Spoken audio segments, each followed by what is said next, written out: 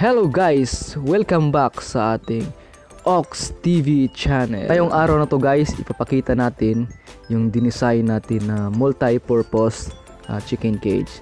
Pero bago ang lahat, kung hindi ka pa nakasubscribe, please subscribe and click the notification bell para sa bagong mga videos at upload natin. Salamat guys!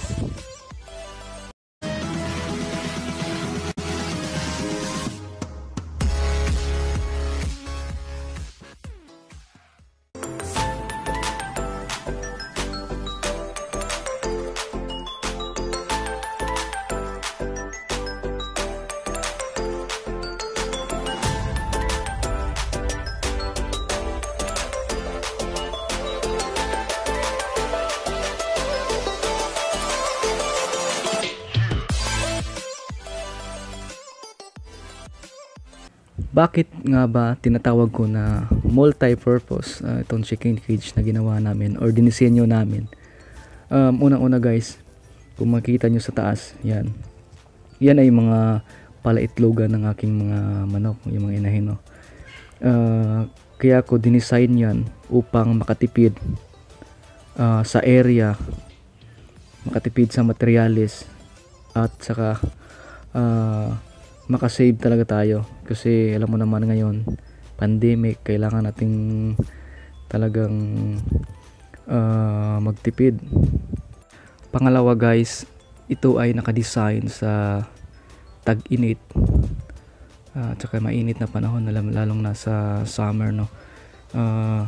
Yan, kung makikita natin, net para yung hangin ipapasok lang, pasok labas. Pangatlo guys, ito ay nakadesign din sa taglamig. Kahit taglamig o kaya mahangin, lalong na sa mga sisiw natin na hindi pa nila kaya yung mga malamig na panahon, mabilis magkasakit yung mga sisiw, lalo na sa tag-ulan, sa gabi, yan, sinisipon agad. Kaya ito dinisenyo ko na pwede siyang lagyan ng sako, yung mga pinagamitan nating sako ng feeds natin, ng baboy at saka manok, pwede nating gawing pangharang yan para hindi masyadong nalalamigan yung mga sisiw natin sa gabi. Grabe talaga ang lamig sa gabi, kaya kailangang meron yan sa gilid. Paikot yan guys, yan hanggang doon, hanggang matabunan siya lahat. Yan mga pako na yan, lagay ko dyan yung pako para doon natin isabit yung mga sako. Yan, huwag nating kalimutan guys na maglagay din sa taas. Yan. Pang-apat guys ay napakadaling linisin yung kulungan natin kasi ang kagandahan nito, yung mga ipot nila ay mabilis matuyo kumpara yung sa mga kulungan na nakahanger o nakahang, matagal matuyo, tsaka nangangamoy yung kulungan nyo, nangangamoy ipot kasi nga matagal matuyo, tsaka mahirap linisin kasi dumidikit sa mga kahoy, sa kawayan, kung ano mang nilalagay mo dyan sa taas. Pag ganito, napakadaling linisin lang.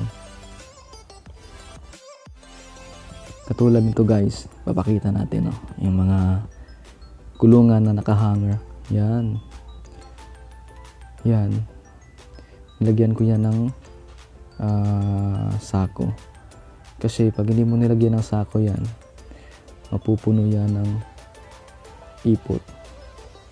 Makikita mo ang dumi, mahirap linisin. Kaya yung sako, pinapalitan yan araw-araw. Ano ba ang advantage at saka disadvantage ng free range chicken at saka yung naka-cage na chicken?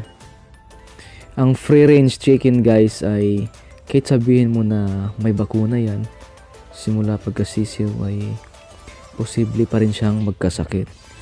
Kasi nga ay sila ay exposed sa sobrang init at saka sobrang lamig at saka sa ulan. Kasi kahit sabihin mo na may bahay yan, pwede nilang masilungan, ay yung iba ay hindi sumisilong, yung iba ay nagpapaulan lang. Tsaka yung iba gustong maligo sa ulan, kaya yon, kahit na may bakuna, kahit na malaki na yung iba, nagkakasakit pa rin. Sa naka-cage naman guys is hindi lang maganda nito is magastos siya kumpara sa naka-free range. Ang kagandahan lang nito ay pwede ka maglagay ng sisiw. Hindi sila basta-basta magkakasakit kasi nga ay hindi sila exposed sa sobrang init at saka sobrang lamig, hindi katulad dun sa free range. Ang kagandahan lang nito guys ay hindi mo na kailangan ng malaking spasyo or space para sa iyong mga manok. Dito sa cage chicken, kahit sa backyard, kahit maliit lang yung space, pwede. Basta magkasya lang yung bahay dyan. Di kumpara sa free range chicken. So ayun guys, no? Dito na lang tayo. At saka sana marami kayong natutunan sa aking video at marami pang matututunan sa aking video. At don't forget guys to subscribe and please click the notification bell para marami pa kayong matututunan sa akin. Salamat guys. God bless.